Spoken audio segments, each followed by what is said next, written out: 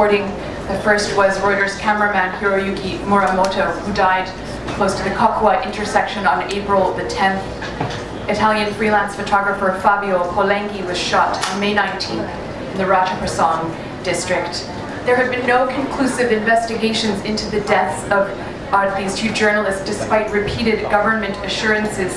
At the ASEAN meeting a few days ago in Hanoi, the Japanese foreign minister asked the Thai foreign minister Kasit Pirong that the Thai government show itself more active in Hiroyuki Muramoto's investigation. Today we have with us Elisabetta Polenghi. She also goes by Isabella or Isa, and she is here on a journey of hope.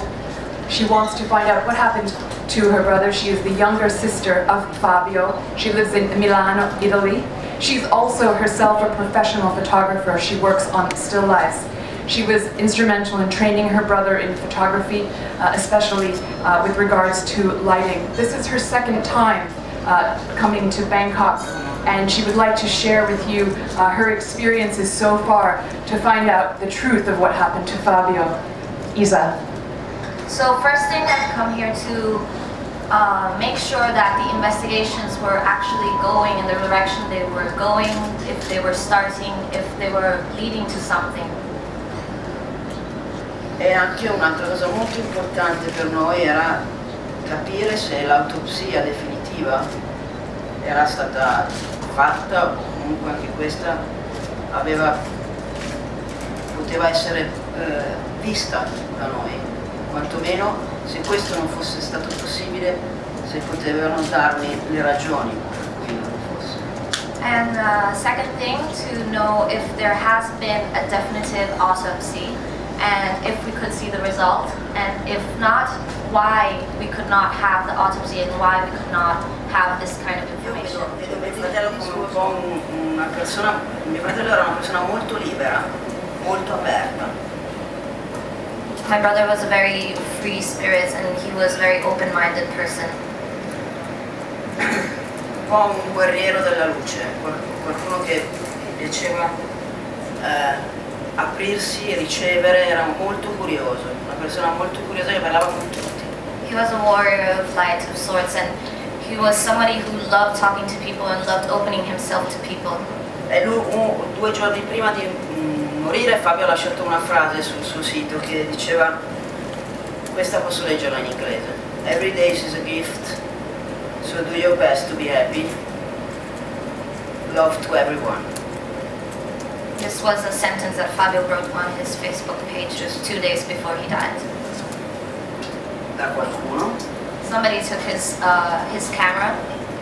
Fabio's camera for us, of course, has an emotional value, but it also has a very important symbolic value, because through the camera we can see the last hours of Fabio's life, and through that we can see the work he was doing, his passion, and it would be very important for us as a family to see what his eyes were seeing at that time.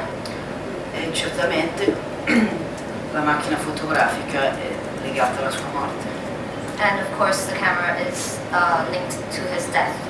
Quindi Fabio era una persona che